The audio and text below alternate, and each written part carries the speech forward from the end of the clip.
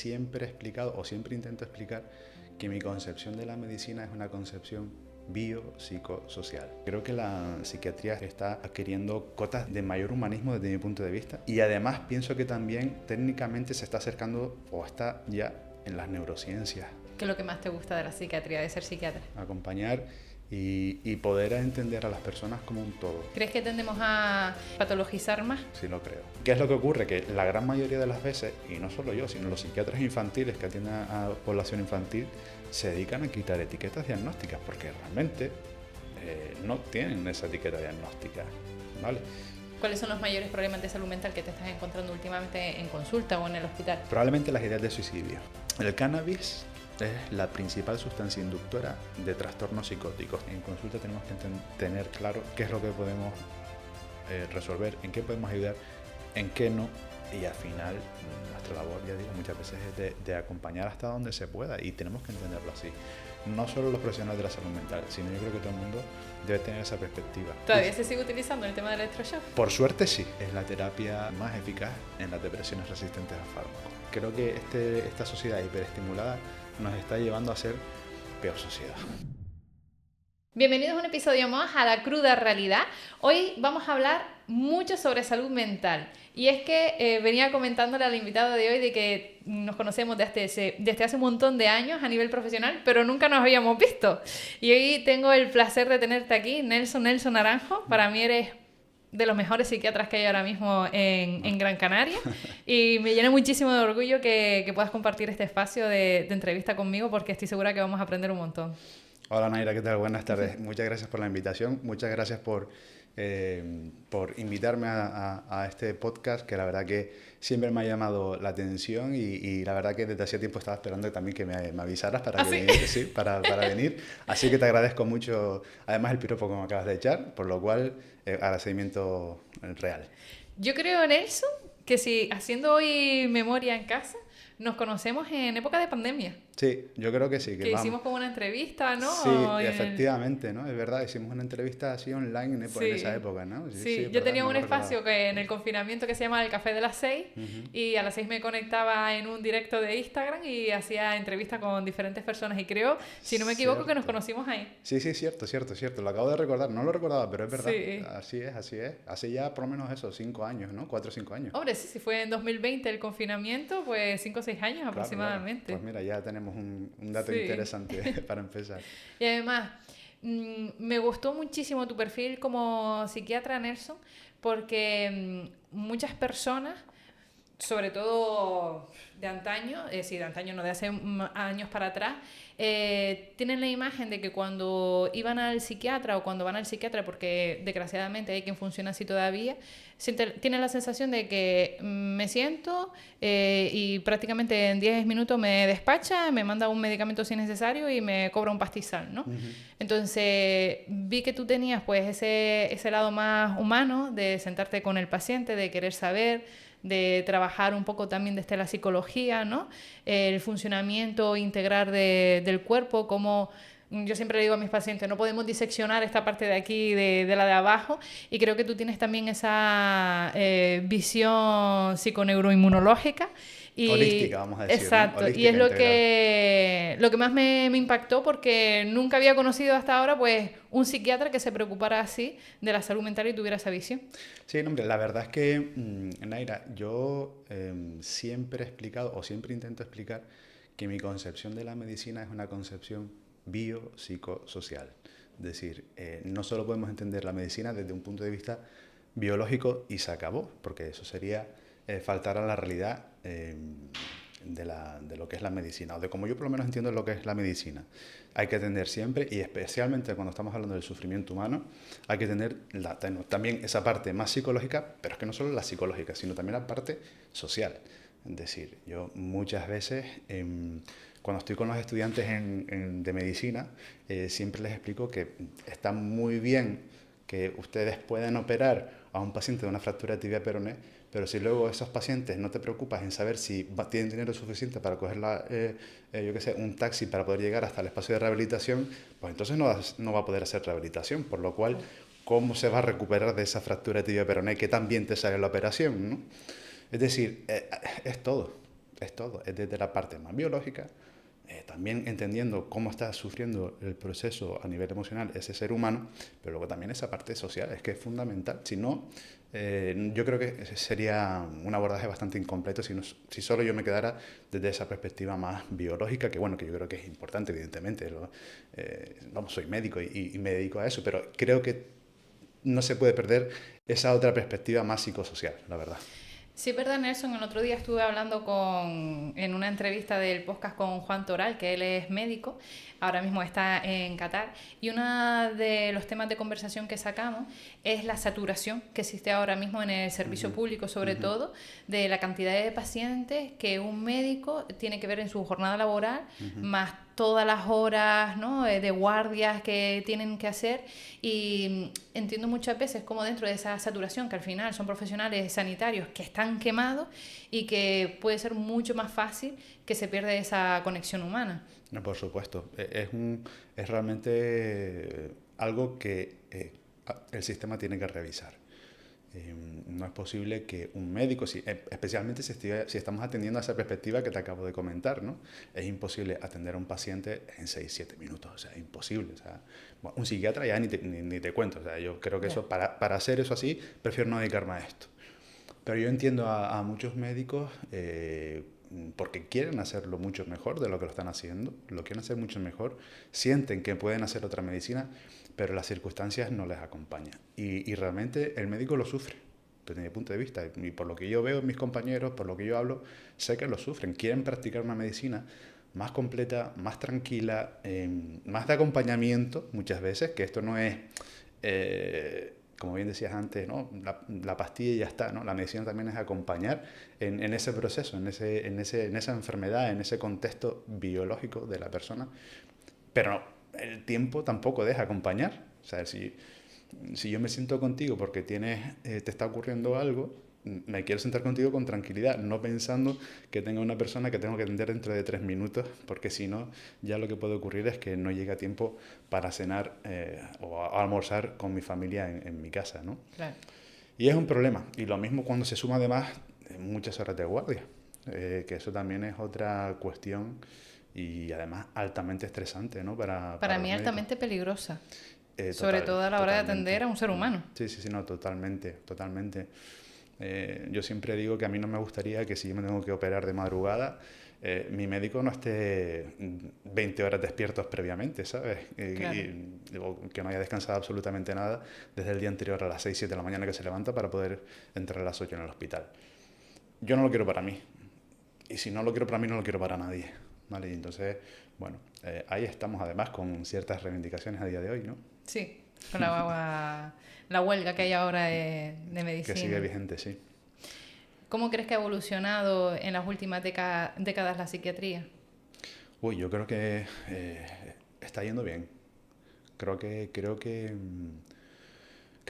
están existiendo avances notables. Creo que está yendo más lento de lo que yo quisiera probablemente, pero creo que la psiquiatría está adquiriendo cotas, cotas de mayor humanismo desde mi punto de vista a día de hoy. Y además pienso que también técnicamente se está acercando o está ya en las neurociencias, que esto hasta hace no mucho eh, no estaba dentro de esas neurociencias, pero a día de hoy sí está muy metido de lleno en esta disciplina, ¿no? Y por lo cual creo que, ya digo, no ha perdido, al contrario, creo que gana mucha humanidad, creo que está ganando mucha humanidad, pero a su vez también incluyéndose dentro de las neurociencias, por lo cual diría que para mí es lo perfecto. ¿Qué es lo que más te gusta de la psiquiatría, de ser psiquiatra? Acompañar. Acompañar, sí, acompañar y poder entender a las personas como un todo, como un todo. Eh, Hay personas que no entienden por qué a veces yo no pongo nada de medicación. No lo entienden. Y a veces, y ocurre, ocurre más de lo que la gente piensa. Pueden venir personas a mi consulta y yo decir perfectamente, te veo el siguiente día, no creo que en este momento requieras medicación. Lo iremos viendo con el paso del tiempo si realmente lo necesitas o no lo necesitas, ¿vale? O si el abordaje que tú necesitas va por otro lado.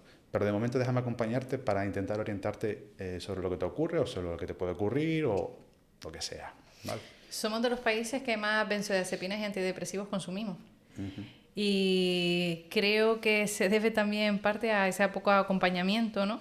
Y que rápidamente, al menos a mí me pasa con los pacientes que veo día a día, que ante cualquier mínimo cuadro de ansiedad, nerviosismo, una situación difícil que esté pasando, como un despido, un divorcio, por ejemplo, una separación, pues rápidamente ese médico de atención primaria pues siempre receta, en el 90% de los casos, un antidepresivo o una benzodiazepina que yo como profesional sanitaria no veo ni siquiera necesario en la mayoría de los casos. Yo creo que esto hay que mirarlo desde diferentes puntos de vista, ¿sabes? Porque yo no señalaría directamente a los médicos de atención primaria. Yo creo que esto tiene que ver con nuestra propia cultura, con el sistema como está establecido, en la facilidad de acceso a ese perfil de medicamentos. En nuestros países quizás es un poco más complicado. Aquí está es más fácil. Y además existe una cultura del malestar, eso lo sabes tú bien, una cultura del malestar que muy débil. Es decir, desde que me viene una situación de malestar que puede ser cotidiana y porque tiene que venir, somos incapaces de gestionar esa situación y buscamos siempre un recurso rápido, un recurso fácil que nos la alivie, que nos lo palíe. La inmediatez. ¿No? La inmediatez. Estamos en esa cultura de la inmediatez, ¿sabes? Todo debe ser inmediato, todo se entiende que debe ser inmediato. Y es un problema. Pero al final es un poco como la pescadilla que se muerde la cola, ¿no? Es decir, somos la sociedad que quiere la inmediatez, que seguramente el estilo de vida, las redes sociales, ¿no? Nos están culturizando en el que el sufrimiento no cabe ahora mismo en la forma en que vivimos como humanos. Y luego vas a un especialista que también por inmediatez, pues venga, tómate esto que rápidamente también se te va a quitar los síntomas, cuando sabemos además que no es así. Uh-huh. Aquí yo creo que se entremezclan varias cosas, ¿no? Y esa incapacidad de sufrir, yo creo que el sufrimiento es necesario, es decir, sí. y vuelvo y lo voy a repetir 20.000 veces, el sufrimiento es necesario porque forma parte de la emocionalidad del ser humano, simplemente por el hecho de existir. Y de la evolución, de la cura, de las todo. especies, es decir, el ser humano desde que existe sufre. Sí. Desde que existe. Entonces, yo creo que eso que has apuntado es interesante, ¿no? Esto que nos enseñan desde las redes sociales de que aquí no se puede sufrir, o esto es porque tú no has hecho esto, o esto es porque no has hecho lo otro, o esto de que es porque no te has levantado a las 5 de la mañana y te pones a hacer ejercicio físico, y esto es porque no te tomas los omega 3, esto es porque no te alimentas. Al final se llega a una conclusión de que algo mal estoy haciendo, ¿no? Y por eso sufro. Yo creo que eso es un error de concepto. Y creo que tiene que ver probablemente con nuestra generación, la que ha crecido con las redes sociales, bueno, yo quizás un pelín más atrás, pero luego esto se entremezcla además con el sistema sanitario, ¿no? Que es lo que tú estabas comentando antes. Si esto ocurre en un sistema sanitario realmente complejo y donde los profesionales que lo componen están realmente saturados y lo que intentan es atender ese sufrimiento desde la manera en la que pueden, no digo que muchas veces ocurran cosas que no tienen que ocurrir, porque esto es así, ¿no? Y ocurre en todas las profesiones, pero realmente si eso ocurre en un sistema que está saturado, que intenta dar respuesta a todas las demandas de la población, o sea, lo que surge es complejo, ¿no? Es complejo. Entonces, si entiendo que el asunto es complejo, la solución va a ser compleja. No sé cuál va a ser, pero yo creo que la solución siempre parte de uno y de nosotros como sociedad, ¿sabes? Pero bueno. ¿Crees que tendemos a patologizar más? Sí lo creo. Creo que otra cosa que me ocurre mucho en consulta es que intento quitar las etiquetas. Además, ayer mismo, que fue mi último día de consulta, ya me vino un paciente con una etiqueta diagnóstica de TDAH. Y yo le di, y claro, viene con esa orientación porque, porque esa persona había leído mucho sobre el TDAH y se identificaba con el TDAH porque él o he visto un vídeo en TikTok. había visto un vídeo en TikTok. Es que fue tal, sí, fue tal cual. Que es que vi un cada vídeo en día. TikTok y en YouTube vi un documental y tal. Y le pregunté a ChatGPT. Y yo soy así. Y yo soy así. Entonces, claro, ¿qué es lo que ocurre? Que la gran mayoría de las veces, y no solo yo, sino los psiquiatras infantiles que atienden a población infantil, se dedican a quitar etiquetas diagnósticas porque realmente no tienen esa etiqueta diagnóstica, ¿vale? Y muchas veces me enfrento a situaciones en las que le digo, lo mejor que podría pasar en este momento es que ya usted le dijera que no tiene un trastorno del neurodesarrollo, que no tiene un trastorno neurológico, que usted no necesita una medicación. Eso es lo mejor que yo le podría decir a usted, ¿vale? Así que vamos a mirarlo, vamos a revisarlo, pero no se me quede con esa etiqueta o con que cree que tiene esa etiqueta. Vamos a revisarlo, vamos a estudiarlo, vamos a profundizar, pero quítesela.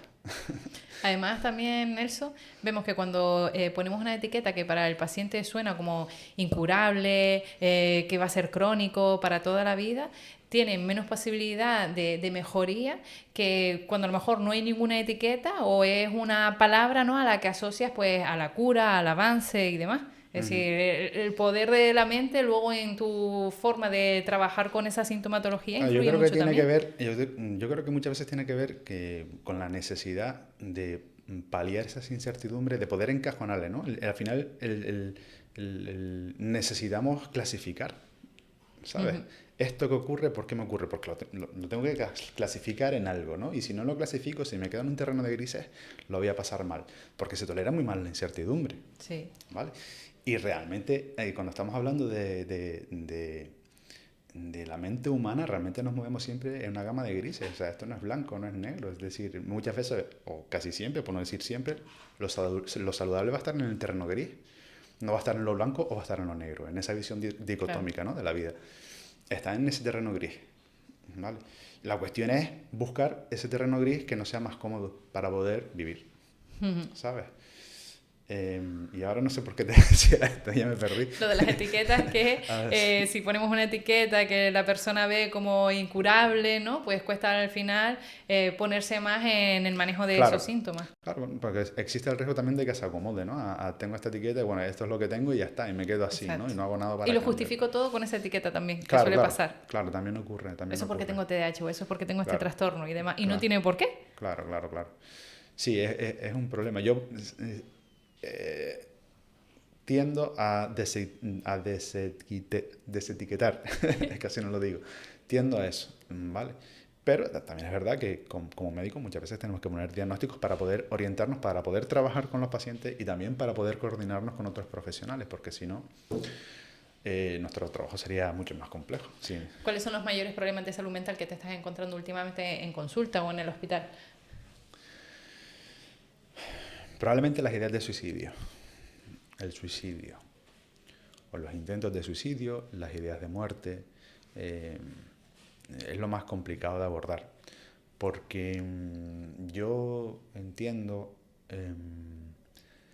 la conducta suicida no como un acto, y no lo es, un acto biológico, no lo es. Yo creo que es una conducta mucho más compleja en la que intervienen no solo los factores psicológicos, sino también los factores sociales, ¿vale? Y muchas veces es entendible, y el sufrimiento humano es muy entendible cuando está soportando una situación social muy adversa, muy precaria o que está muy al límite, ¿vale? Se puede llegar a entender, ¿no? O sea, muchas veces las personas que vienen con un pensamiento sobre la muerte, de me quiero quitar la vida o yo no puedo seguir más así, realmente no desean quitarse la vida, realmente lo que quieren es acabar con el sufrimiento que se le está generando. Exacto. El llegar a final de mes aquí ahogado, el tener múltiples deudas, además con un montón de problemas familiares, es decir, el contexto de la persona, ¿no? Entonces, claro, resulta muy complejo abordar una idea de suicidio cuando el problema no tiene que ver, por ejemplo, pues con una depresión mayor, ¿no? Un trastorno depresivo mayor en el que perfectamente como síntoma puede haber la idea de suicidio por desesperanza, por vivencias de culpabilidad, etcétera, etcétera, ¿vale? Bueno, pues podríamos a lo mejor abordar esa depresión. Pero cuando esa idea de suicidio llega en otro contexto, más de una socioeconomía adversa, de dificultades familiares, no sé, de otro tipo de cuestiones, ya es mucho más complicado.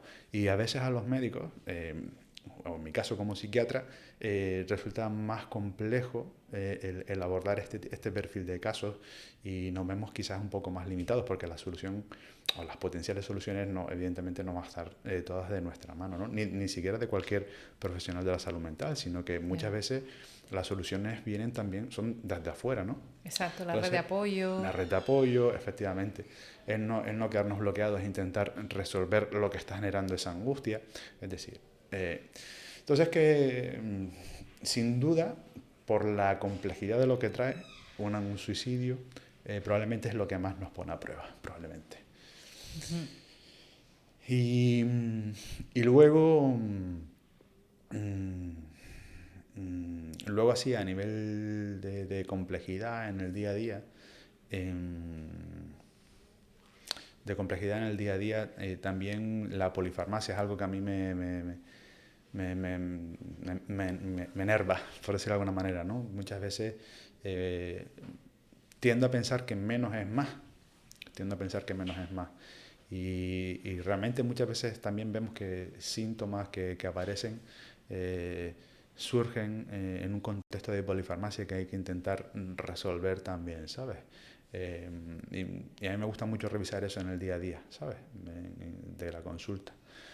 Ver qué se puede limpiar, qué no se puede limpiar. A mí me gusta mucho eso, ¿no? Pero ya digo, como gravedad, sin duda lo que tiene que ver con las ideas de suicidio. La patología mayor a nivel psiquiátrico, la psicosis, los trastornos psicóticos también es algo... ¿Influenciado por la droga? Hoy en día sí, eso hay evidencia muy sólida de que muchos trastornos psicóticos debutan con la sustancia. Claro. Eh, Muchas personas que todavía incluso ven en cannabis, ¿no? Que suele ser una de las sustancias que más hacen que debuten, como algo más natural o más leve, ¿no? Que no va a hacer tanto daño, como otras drogas que tienen como unos efectos inmediatos más bruscos. Naira, la auténtica realidad a día de hoy es que el cannabis es la principal sustancia inductora de trastornos psicóticos tipo esquizofrenia, trastorno bipolar. Y a veces hace falta una calada. O un porro. Tanto como una calada tampoco, ¿no? Pero sí un consumo que sea relevante y evidentemente más papeletas te lleva si hay una vulnerabilidad genética a padecer trastornos psicóticos tipo Claro. esquizofrenia. Es decir, como yo planteo siempre, si tienes antecedentes genéticos a nivel familiar de trastornos psicóticos tipo esquizofrenia, trastorno bipolar, yo me pensaría seriamente fumarme una sola unidad de porro, una sola, me lo pensaría seriamente, ¿vale? Porque estás ganando papeletas serias de llevarte un trastorno psicótico. A lo mejor no hoy, pero con el tiempo. ¿Cuáles dirían los síntomas, los pródromos, ¿no? De que una persona está sufriendo un episodio psicótico, para que la gente lo pueda identificar a lo mejor en casa. Vale, muchas veces los pródromos surgen un tiempito antes de que eclosiona la psicosis en sí, ¿no? Muchas veces lo que se suele ver es una tendencia al aislamiento, cambios en la personalidad del chico o de la chica, tienden eso a aislarse en la habitación, cada vez más extraño, muchas veces como con la mirada así esquiva o como que está disperso, dificultades en la concentración, en los estudios empieza a ir un poquito más regular de lo habitual, etcétera, etcétera, ¿vale? Empieza con cosas muy sutiles, con el paso del tiempo, Que ¿no? incluso a lo mejor un padre o una madre puede achacarlo a la edad o a A un la periodo edad, transitorio de la adolescencia. efectivamente. Cambios en la dinámica de su día a día, deja de salir con las amistades, o se interesa más por cuestiones un poco más extravagantes o extrañas. Son cosas muy sutiles, ¿vale? Hasta que de buenas a primeras, pues empieza el delirio o las alucinaciones, ¿vale? Y hay que estar muy atento, ¿no? Especialmente si con los consumos de sustancias, no solo cannabis, sino también, por ejemplo, con la cocaína, con éxtasis, es decir, todo este tipo de sustancias pueden desarrollar trastornos psicóticos, pero sabemos que el cannabis es muy, muy problemático, especialmente por la facilidad que hay de encontrar Exacto. cannabis a día de hoy. O sea, que De de conseguirlo, sí. conseguirlo es súper fácil y además a menores de edad tienen una Sí. facilidad para encontrarlo realmente, realmente preocupante, ¿sabes? La edad en la que hay más probabilidad de debutar en un trastorno de la personalidad, un trastorno psiquiátrico. Un, ¿Hay una edad específica, es decir, un, un rango? depende, depende de qué tipo de trastorno psiquiátrico. De hecho, suele haber picos de edad, ¿vale? Por ejemplo, suele haber en el caso de la esquizofrenia un pico de edad en principios de en la adultez temprana, pues finales de la adolescencia, ¿vale? Y luego hay un perfil más en la treintena, ¿vale? Por ejemplo, en la esquizofrenia, ¿sabes? Ujú. Luego hay esquizofrenias de inicio tardío, que aparecen ya... Sí, Que pero son muy raras, ¿no? son muy raras, sí, son mucho menos frecuentes y aparecen eso, a lo mejor a los 60 y pico, 70 años, ¿vale? Son más raras, pero es más frecuente lo que te acabo de comentar con respecto a la esquizofrenia, ¿no? Un pico al principio de la adultez temprana, otro un poquito más tarde, en torno a la treintena, ¿vale? Eh, en el trastorno bipolar ocurre algo bastante similar. Quizás se da con más frecuencia en la treintena, ¿sabes? Más que... Y se nota si, es decir, tú por ejemplo que trabajas en el día a día, ¿no? Con los trastornos mentales, ¿hay más prevalencia en hombres, mujeres o no se nota diferencia? Lo que es más frecuente en la esquizofrenia, por ejemplo, es que ocurra en entornos urbanos. En entornos urbanos, más que... Sí, sí, ¿Y entornos se ha urbanos. relacionado con algo Eh, concreto? yo creo que tiene, no lo sé, pero yo creo que tiene que ver con el estrés de vivir en núcleos urbanos, ¿vale? Evidentemente no es igual vivir Claro. en una ciudad hiperpoblada y con todo lo que ello conlleva a nivel de estrés, ¿no? Del día a día dentro de una ciudad, de una gran urbe, a lo que es vivir en un campo.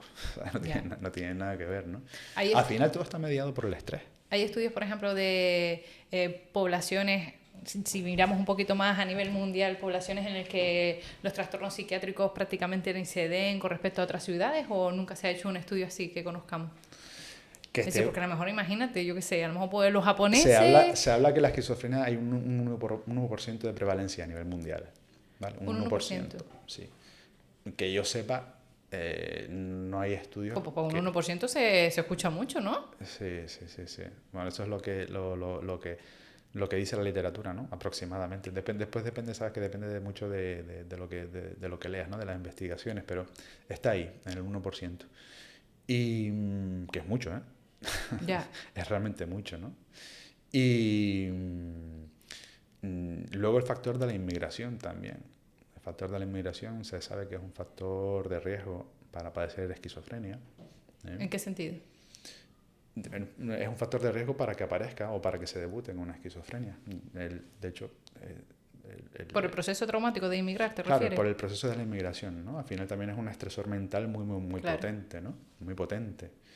Eh, y luego los consumos, lo que yo te comentaba antes, el consumo es un factor también de riesgo, pero potentísimo, ¿no? Que yo sepa, no hay estudios que hablen de, que yo sepa, vale, igual sí lo hay, pero a mí no me suena ahora mismo, de estudios que hablen de que haya poblaciones concretas a nivel mundial con mayor incidencia que otras. Sí, seguramente sí habrá diferencias, ¿vale? Pero que sean claramente establecidas y por alguna causa en concreto, a mí no me suena. A mí no me suena. Y se conoce con algún trastorno mental, por ejemplo, me suena haber escuchado que hay algunos estudios de ciertos apellidos, ¿no? Por así decirlo, descendencia, pues que a lo mejor tienen más prevalencia en esa descendencia que otras personas que no portan ese apellido, por ejemplo. Al final, cuando estamos hablando de trastorno mental grave, se sabe que hay una heredabilidad importante, ¿no? Si hablamos ya de heredabilidad importante, probablemente habrán familias donde coincide que varios miembros de esa familia pueden llegar a tener esa enfermedad en concreto, ¿no? Y la psicosis, los trastornos psicóticos como la esquizofrenia, es uno de estos ejemplos, ¿no? Se sabe que muchas familias que son afectas de esta enfermedad, y aquí en Gran Canaria sufrimos mucho Sí, de este perfil, ¿no? Un perfil en el que familias, varios miembros de una misma familia tienen enfermedad tiene mental. que ser durísimo.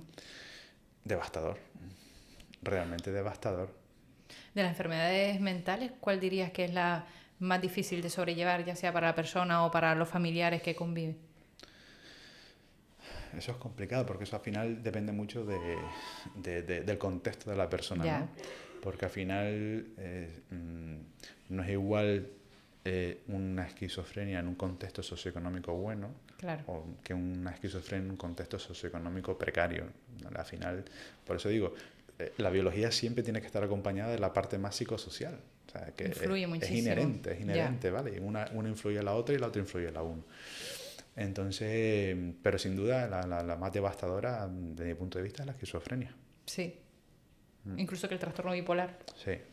Aunque es verdad que el trastorno bipolar, hay perfiles de trastorno bipolar que también pueden llevar a un deterioro muy, muy, muy importante, ¿sabes? Pero bueno, probablemente tienen un perfil un poquito más favorable que una esquizofrenia. Una esquizofrenia paranoide o cualquier otro tipo de las esquizofrenias llevan hacia un deterioro con el paso del tiempo. ¿Cómo se protege un psiquiatra o un profesional de la salud mental, ¿no? Que trabaja día a día en el hospital, en el centro de salud? Porque al final ahí ves los casos más graves que en una consulta, por ejemplo, de psicología no siempre llega o no llegan con esa frecuencia, ¿no? Y hay que diferenciar un poco tu papel como profesional como tu papel de humano. Claro. Realmente lo primero es entender qué es lo que estás haciendo, cuál es el contexto al que te estás dedicando y sobre todo saber qué puedes resolver o qué no puedes resolver y asumir que hay cosas que no vas a poder cambiar. Y en la que, como dijimos, o como dije antes, mi labor al final muchas veces es de acompañar, ¿no? Pero tienes que entender que eso es así, ¿vale? Porque si después te vas a estar llevando a casa muchos asuntos que no están bajo tu capacidad de resolución, pues al final tú mismo te estás generando un problema, ¿no? Y luego yo me cuido como el resto de las personas, es decir, con mi deporte, una alimentación más o menos saludable, socializar, lo que hacemos todos cuando nos queremos cuidar, ¿vale? Pero no hacemos nada muy diferente al resto de las personas, pero sí es verdad que en consulta tenemos que tener claro qué es lo que podemos resolver, en qué podemos ayudar, en qué no. Y al final, nuestra labor, ya digo, muchas veces es de acompañar hasta donde se pueda y tenemos que entenderlo así. No solo los profesionales de la salud mental, sino yo creo que todo el mundo debe tener esa perspectiva. Ya. ¿Hay algún caso que te haya marcado, Nelson, en todos los años de profesión que llevas? Uy, son tantos casos que no sabría ni por dónde empezar. Tengo muchos casos, la verdad. Tengo muchos casos. Ahora mismo la verdad que no me viene ninguno a la cabeza, ¿vale? Pero sí tengo un montón de casos significativos, interesantes, muy bonitos. Y sobre todo, hombre, evidentemente los que más me gustan son aquellos donde se hace muy visible en lo que yo haya podido contribuir al bienestar de esa persona. Son los que más me impactan, evidentemente. Tengo algunos también que recuerdo porque no ha ido tan bien, claro. Evidentemente, porque no siempre salen las cosas bien, a veces no salen las cosas bien, y eso también te los llevas porque es así, porque te los tienes que llevar. Pero especialmente guardo con mucho cariño esos casos donde las personas te agradecen lo que has hecho por ellas, la verdad, y eso la verdad que siempre se agradece cuando te hacen un feedback positivo, porque así te reafirman lo que estás haciendo, ¿sabes? Te reafirman lo que estás haciendo, ¿sabes? Ese tipo de casos, ¿no? Casos que a lo mejor muchas veces han sido realmente complejos, ¿sabes? No solo por la complejidad de los síntomas, sino también por la dificultad en el abordaje terapéutico de esa persona y el contexto en el que se movía. Pero cuando las cosas salen bien, está muy guay, ¿sabes? Y la verdad que tengo la suerte de poder decir que tengo muchos casos así. Tengo casos que no han ido bien también, ¿sabes? Yeah. Tengo casos que no han ido bien por algunas circunstancias en concreto, pero que es inevitable.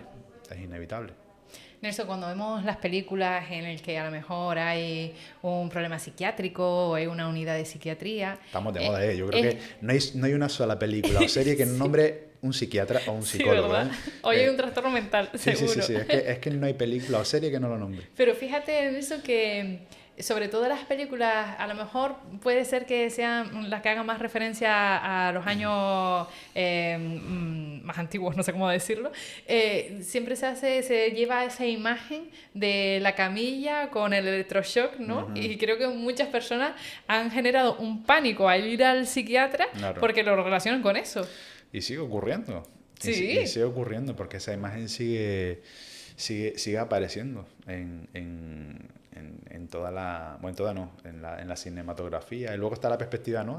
Hay otra perspectiva en las películas de la cuestión, el rollo más psicoanalítico sí, del en el diván. diván, sí, Sí, con el psiquiatra detrás, exacto. escuchando. Sí, sí, están esas dos perspectivas, ¿no? Los dos extremos. Sí, los dos extremos, ¿no? Que dista mucho, desde luego, de la realidad, Sí. porque a mí me hace mucha gracia, porque muchas veces los pacientes me dicen, ay, pues yo pensaba que mi psiquiatra era diferente. Digo, ¿qué? Te pensabas que esto era como un cementerio, ¿no? Ya venías aquí, ya ibas Ya. a la oscuridad, venías, ¿no? Y, ¿Todavía se sigue utilizando el tema del electroshock? por suerte sí, por suerte, y me explico. A mí no me gusta llamarlo electroshock porque Bueno, la no sé verdad que no qué. me gusta. A mí me gusta llamarlo terapia electroconvulsiva, Vale. que es como se llama, la terapia Pero electroconvulsiva. siempre se ha conocido como electroshock, ¿no? Sí, sí, ¿O vale? sí. Coloquialmente se le ha llamado así, Exacto. el electroshock. La terapia electroconvulsiva es una técnica que se sigue usando a día de hoy, por suerte, porque probablemente es la terapia Sí, más eficaz en las depresiones resistentes a fármacos. fíjate. Depresiones muy graves o depresiones con síntomas psicóticos que a veces ocurren. A día de hoy se aplican. Tenemos la suerte que en nuestra isla, en nuestros dos hospitales generales grandes, aplican la terapia electroconvulsiva diariamente. ¿Y efectos secundarios? Se los tiene. Como toda intervención médica, existe la posibilidad de reacciones adversas o de efectos secundarios. Claro, Eh, pero la persona de calle tiene la idea de que si realizas esa terapia te vas a quedar medio lelo. el problema es que no es lo que aparece en las Claro. películas, ¿sabes? Es la desinformación al final. Se deja entrever algo que no es, ¿vale? Y ese es el problema, ¿vale? Porque a día de hoy, detrás de una intervención de terapia electroconvulsiva, pues lo normal es que haya uno o dos psiquiatras, uno o dos enfermeros, un anestesista, personal auxiliar, hay una anestesia de por medio, hay relajantes de por medio, es decir, está todo hipercontrolado, Claro. está todo hipercontrolado, ¿no? Y luego hay una técnica muy protocolarizada y muy rigurosa detrás de eso, ¿sabes? Y digo, por suerte, a día de hoy, en nuestros dos hospitales aquí en la isla de Gran Canaria, tenemos la suerte de poder decir que aplicamos la terapia electroconvulsiva. Luego en tu centro utilizas mucho la estimulación magnética transcraneal. Quiero que nos hables un poquito sobre lo que es este tipo de tratamientos, en qué casos se suele recomendar y la efectividad, porque tú a veces en tus redes sociales pones los resultados y son bastante llamativos. Sí, tengo la suerte que desde febrero del año pasado, hemos comenzado aquí en Gran Canaria la estimulación magnética transcraneal. Es algo que yo desde hace ya 4 o 5 añitos vengo formándome y tenía muchísimas ganas de poder aplicarlo aquí en Gran Canaria. Es una técnica de neuromodulación, es decir, utilizamos con esta técnica campos magnéticos, que es un poco, para que la gente lo pueda entender, es la tecnología que se utiliza en las resonancias magnéticas. Pues utilizamos campos magnéticos focales para poder estimular redes cerebrales concretas que consideramos pueden estar afectadas en los síntomas que está sufriendo el paciente. Si un paciente sufre de una tristeza, sufre una apatía, no disfruta absolutamente con ganas, ha perdido el interés por hacer actividades con las que antes sí podía disfrutar, nosotros sabemos que eso implica que una red cerebral concreta está afectada. Entonces, con la estimulación magnética transcraneal, lo que hacemos es, con un determinado protocolo, también todo súper protocolarizado, y con sesiones repetidas, estimulamos esa área en concreto, ¿vale? La estimulamos. Muchas veces no tenemos que hablar de estimular, de acelerarlo, de no. Muchas veces incluso es frenar. ¿vale? Porque muchas veces ocurren que ciertas redes cerebrales están hiperactivadas, están sin freno, por decirlo de alguna manera, y lo que hacemos es intentar frenarlas, ¿vale? Por ejemplo, en la ansiedad, muchas veces ocurre que esa depresión es muy ansiosa, lo que interesa es frenar un poquito, ¿no? O la rumia que a veces en un ocurre, TOC, ¿no? por ejemplo, en un TOC, efectivamente, los TOC con predominio de pensamientos obsesivos, lo que nos interesa muchas veces es frenar, ¿no? esa rumia, ¿no? Porque al final es lo que termina generando la angustia, ¿no? De manera secundaria. Pues lo que hacemos con estas técnicas de neuromodulación es influenciar, ¿no? Estas redes cerebrales con el objetivo de que el paciente mejore en sus síntomas. Normalmente lo que hacemos, esta técnica la utilizo en pacientes que no responden a fármacos, ¿vale? Porque esto no es café para todos. Es decir, no es algo, y esto siempre lo digo porque me preguntan, ¿no? No es algo que quiera venir a sustituir a un fármaco o a una psicoterapia, para nada. Realmente es una alternativa o un complemento al fármaco o a la psicoterapia. De hecho, cuando tratamos, por ejemplo, en SICU el TOC, siempre esto va acompañado de una labor de psicoterapia, siempre, ¿vale? Porque bueno, intentamos, por ejemplo, evocar el pensamiento obsesivo o el ritual que pueda tener la persona dentro de un TOC, si estamos hablando de TOC. O sea, que siempre tiene que haber ahí una labor de acompañamiento psicoterapéutico y a nivel farmacológico normalmente no se toca nada, ¿no? No se toca nada, pero no viene a sustituir al fármaco, ¿vale? Y eso es importante. Y luego la verdad que el cuerpo de evidencia que está teniendo cada vez más la estimulación magnética transcraneal es la verdad que potentísima, ¿no? Y a medida que va pasando el tiempo, estamos mejorando los protocolos, estamos mejorando las intervenciones y la verdad que las cifras así lo están diciendo, ¿no? No es magia, también me gusta decirlo porque mucha gente piensa que esto ya va a venir a resolver del todo la patología mental y no es así. Hay pacientes que no mejoran con la estimulación magnética, no mejoran. Estamos hablando de personas que, a ver, el contexto es que la persona que puede ser candidata a una intervención con estimulación magnética son personas que no han mejorado ni con fármacos, ni han mejorado con psicoterapia, ni van con absolutamente nada, ¿no? Y entiendo a lo mejor también, porque hay un número pequeñito de pacientes que los psicofármacos les generan alergias o no responden bien a su organismo. Claro, ¿no? efectivamente. Hay personas que cualquier fármaco que les pones les va súper mal y encima no son a nivel psicoterapéutico son muy difíciles de poder trabajar con ellos, ¿no? Entonces, también es una alternativa, ¿no? Una alternativa terapéutica. Entonces, ya digo, normalmente nos enfocamos mucho en los casos de resistencia farmacológica o casos de resistencia psicoterapéutica, ¿sabes? Pero es verdad que luego están esos casos donde ningún fármaco va bien o efectivamente a lo mejor tiene una alergia en concreto o muchas veces también tiene que ver con la decisión del paciente de poder tratarse solamente de eso, ¿sabes? ¿Y tiene efectos secundarios? Mira, la verdad que es una técnica muy benevolente en ese sentido, porque tiene muy pocos efectos secundarios. Muy pocos efectos secundarios. Es una técnica, esto sí es importante, porque las sesiones, para conseguir el efecto... Eso te iba a preguntar, ¿cuántas sesiones? Requiere varias sesiones, porque al final nosotros lo que hacemos es estimular la plasticidad neuronal. Sí, que con una sesión no vas a notar nada. Eso con una sesión no va a ser absolutamente nada. O sea, el secreto aquí es estimular. Y de manera, de manera continuada en el tiempo. De hecho, un protocolo normal, el más normal de todos, suelen ser de unas 30 sesiones, ¿vale? Y eso, si hacemos una sesión al día, estamos hablando de 1 mes y medio de tratamiento.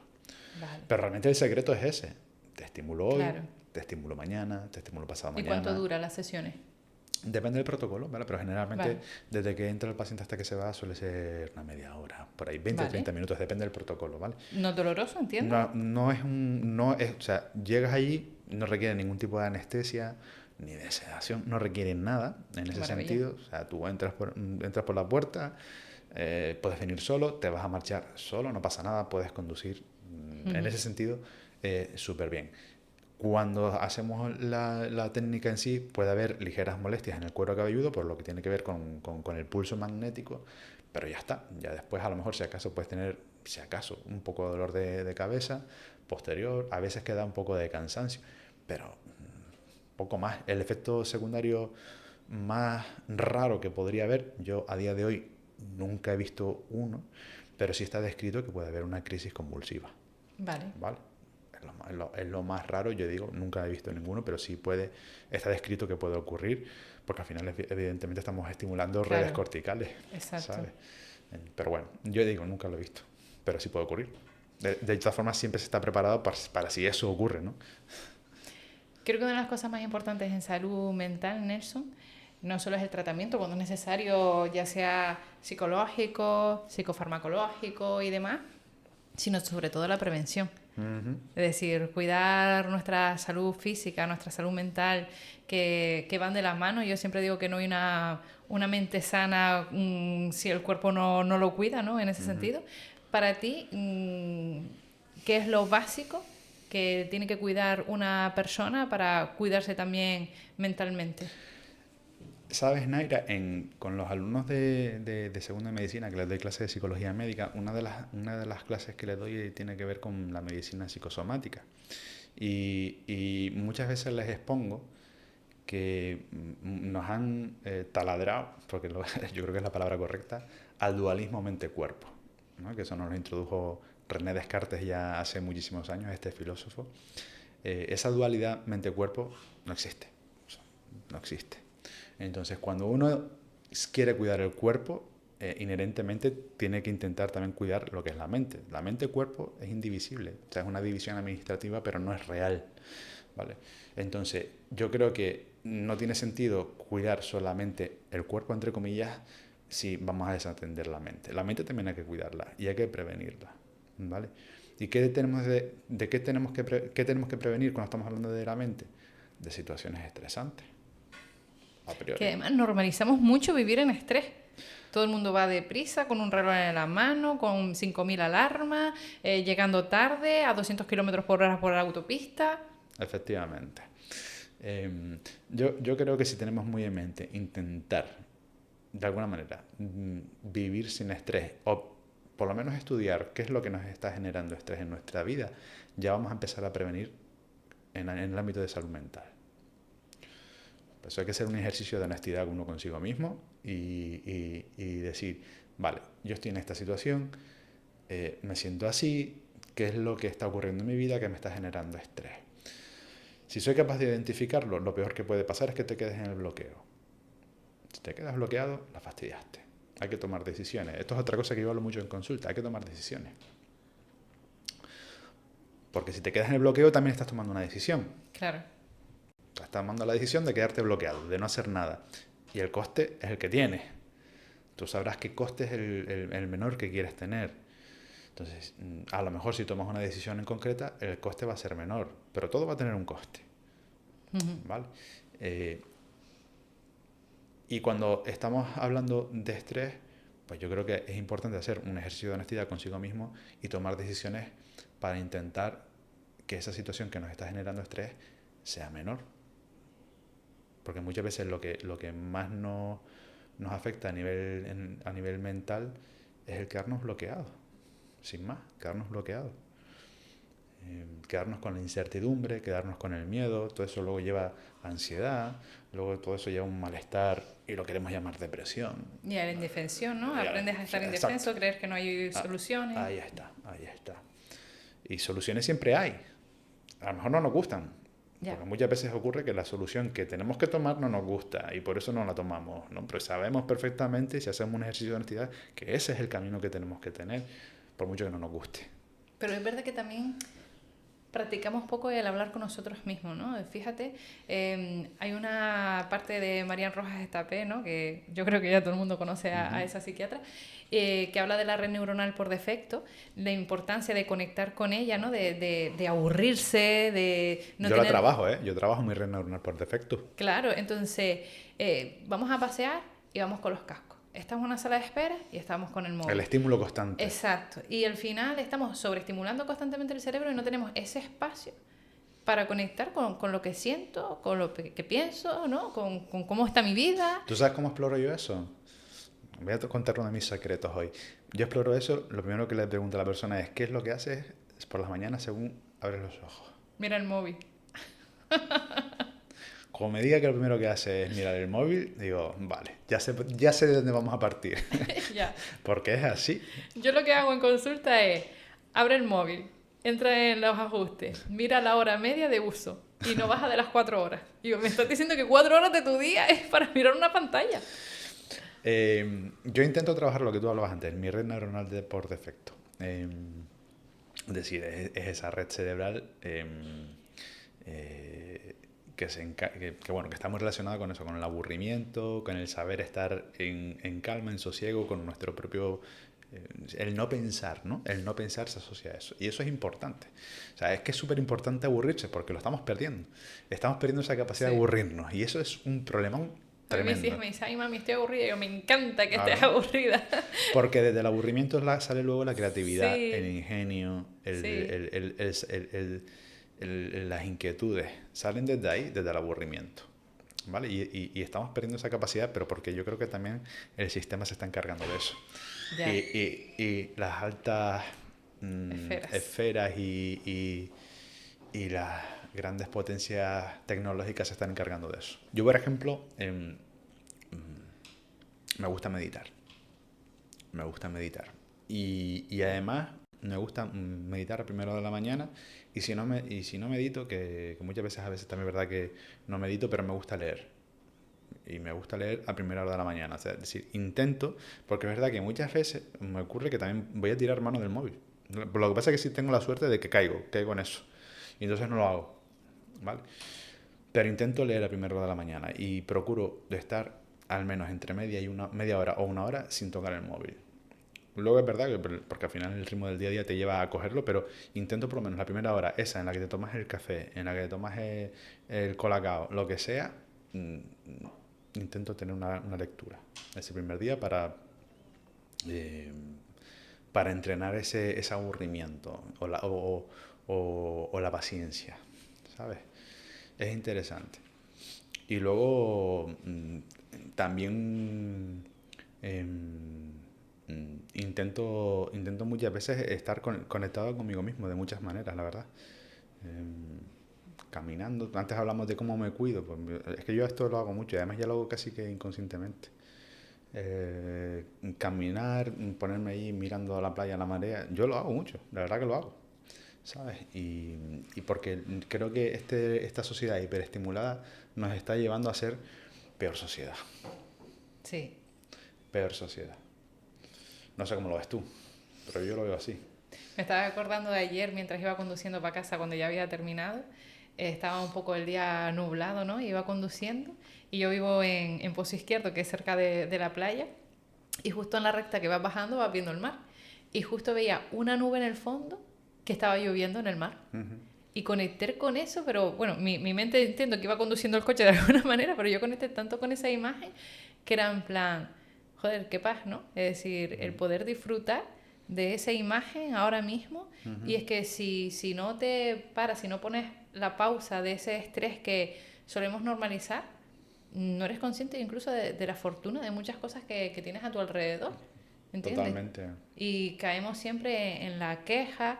El otro día estaba viendo una entrevista que me gusta mucho la historia de los uruguayos que cayeron en los Andes en el avión, ¿te acuerdas? Estuvieron 3 meses y demás. Y decía en la entrevista, cuando ya sabíamos, ¿no?, que escuchamos en la radio que habían suspendido la búsqueda y que ya irían a recoger nuestros cuerpos cuando ya fuera, no sé si primavera, ¿no?, que no hubiera hielo y demás, pues pusimos una norma y que era como que la norma que les ayudó a sobrevivir esos 3 meses. Y era que estaba prohibido quejarse, porque decía que la queja le llevaba a los problemas y el agradecimiento le llevaba a la solución, ¿no? Y es que estoy totalmente de acuerdo. No, también. Porque estamos en una sociedad de quejitis constante. Por todo. Total. Sí, además esa queja lleva a la inhibición, ¿no? Pues como esto, es casi como como proyectar la culpa, ¿no? Sí. Me quejo porque esto realmente es algo que se me ha impuesto, ¿no? Pero sin embargo eso va a implicar que yo me inhibo en intentar buscar soluciones para esa situación de la cual me estoy quejando. Y además, ¿de qué sentido tiene muchas veces el quejarse? Si es una queja constructiva porque vamos a intentar resolver algo con esta queja, pues mira, vale. Pero cuando es una queja que no va a llegar a nada, ¿para qué? ¿No? Al final lo que te vas a llevar es a más frustración, más malestar, y a que te vayas a dormir cabreado con la vida, ¿sabes? Pues mire, ya hemos sacado 3 tips.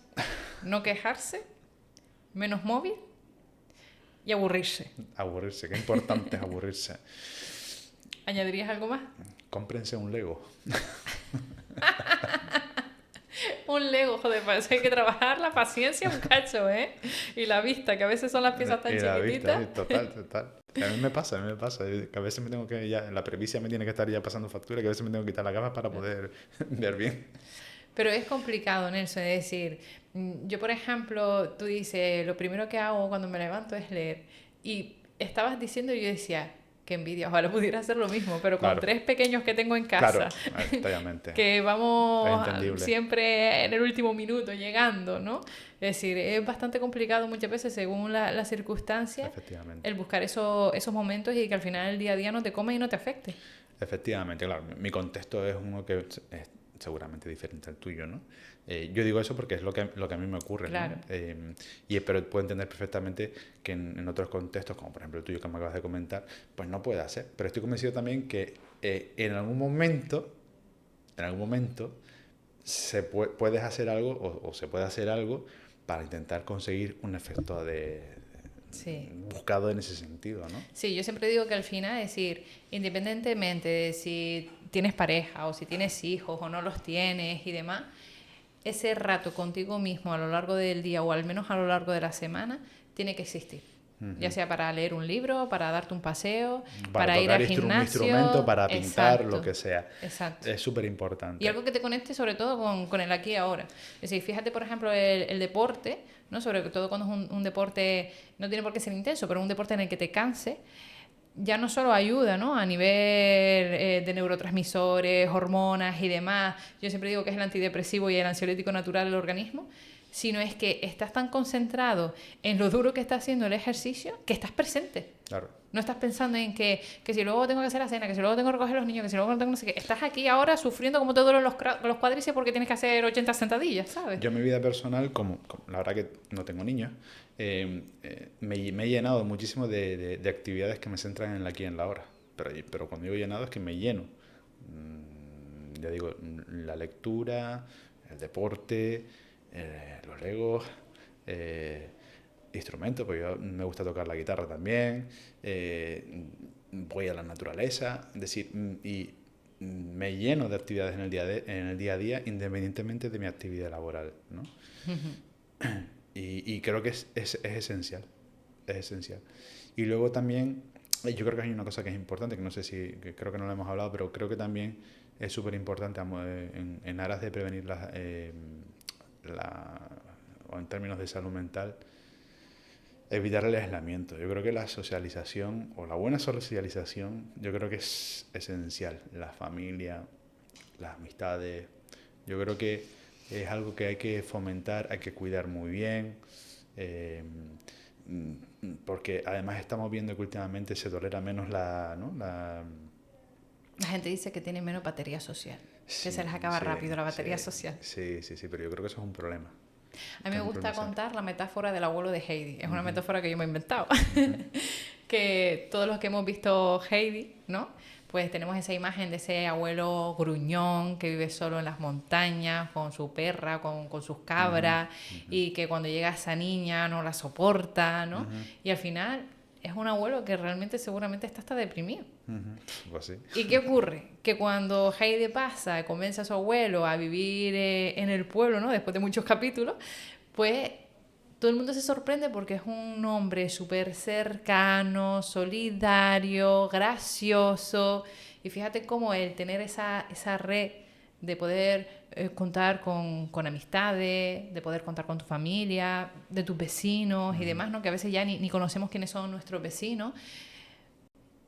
te conecta con una parte que indiscutiblemente tenemos como humanos, que es nuestra parte también animal, ¿no? Si nos vamos a conformar solo en ir de casa al trabajo, del trabajo a casa y no salir de las 4 paredes de cemento en el que estamos todo el día, eso sí o sí nos tiene que enfermar en todos los sentidos. Eso desconecta de la propia esencia del ser humano, que es el grupo. Sí. El vivir en comunidad, ¿sabes? El ser Es que humano, si no, no existiríamos como especie. el ser humano cuando evolucionó en grupo, no evolucionó de manera aislada, Sí. ¿sabes? Pero es verdad que esta tecnologización de la vida probablemente también nos está llevando a eso. Yo soy muy crítico con la tecnología en ese sentido, ¿vale? Nos está llevando a la cara, una de las peores caras del ser humano. Y al final seguramente también, pues, todos estos progresos es buscando en cierta manera eso.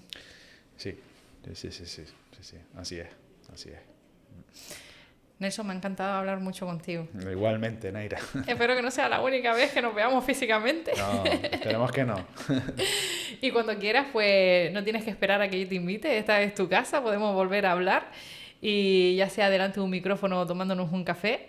Y espero que los que nos oyen pues hayan aprendido mucho contigo. Obviamente pondremos los enlaces para quien quieran acudir a tu consulta o quiera pedir más información de los tratamientos que haces y demás. Yo siempre digo que sin dudar ir a ciegas a ti y sin conocerte, aunque no te conozcan, es lo mejor, porque para mí eres excepcional como persona y como profesional. Y muchas gracias por estar aquí. Gracias a ti, Naira. Volveré. Y ustedes, si quieren seguir ayudando a que este podcast crezca, no olvides compartir este vídeo, suscribirte al canal y nos vemos en el próximo episodio.